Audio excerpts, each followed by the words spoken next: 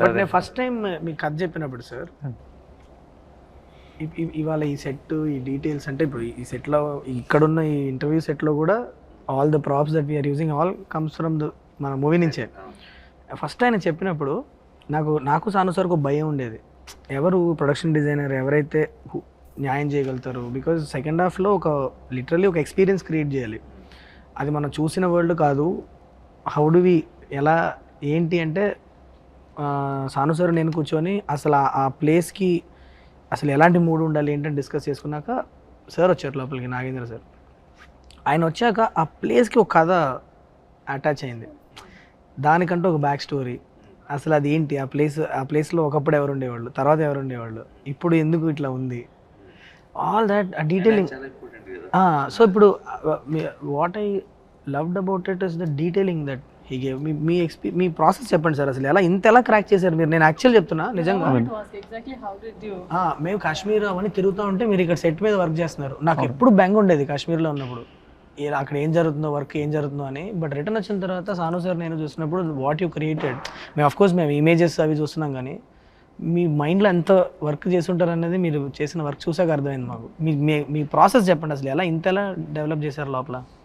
నాకు ఏదైతే first script చెప్పగానే అంటే ఏదైనా మనం వర్క్ చేయాలంటే ఒక స్క్రిప్ట్ కనెక్ట్ అయితేనే మనం దాని మీద వర్క్ చేయగలమండి. బట్ మీరు ఎప్పుడైతే స్క్రిప్ట్ చెప్పారో అది ఫస్ట్లో మనం వేరే ఒక డిజైన్ అనుకున్నామండి. అదేంటే స్కెచ్ చేస్తే అది అర్థం అవుతుంది అనమాట. అందుకని ఫస్ట్ ఒక మినేచర్ చేసుకున్నాం మనం. మినేచర్ చేసిన తర్వాత మినేచర్స్లోనే సీన్స్ ఎక్కడెక్కడ ఏం సీన్ చేయాలి, మనం ఎక్కడ లేయర్స్ ఎలా బిల్డ్ చేయాలి అనేది అక్కడ వచ్చేసిందండి ఆల్రెడీ. దాని మీద ప్రీ ప్రొడక్షన్ ప్రాపర్గా అయిపోయిందండి ఫస్ట్ డిజైన్లో. తర్వాత మనకు డిజైన్ మారినా చాలా ఈజీ అయిపోయింది అనమాట అండి.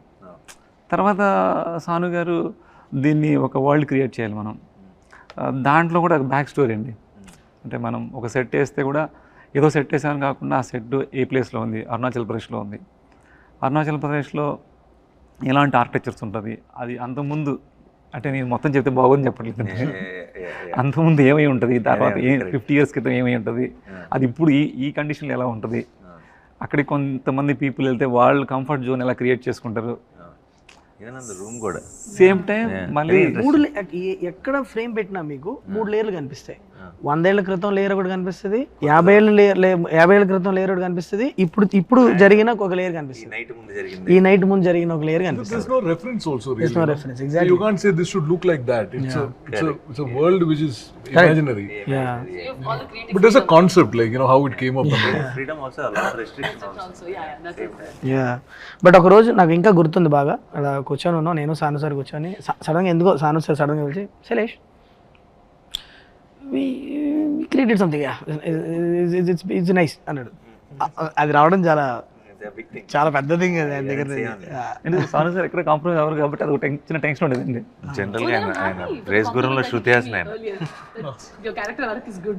I'm happy that you doesn't give the compliments then.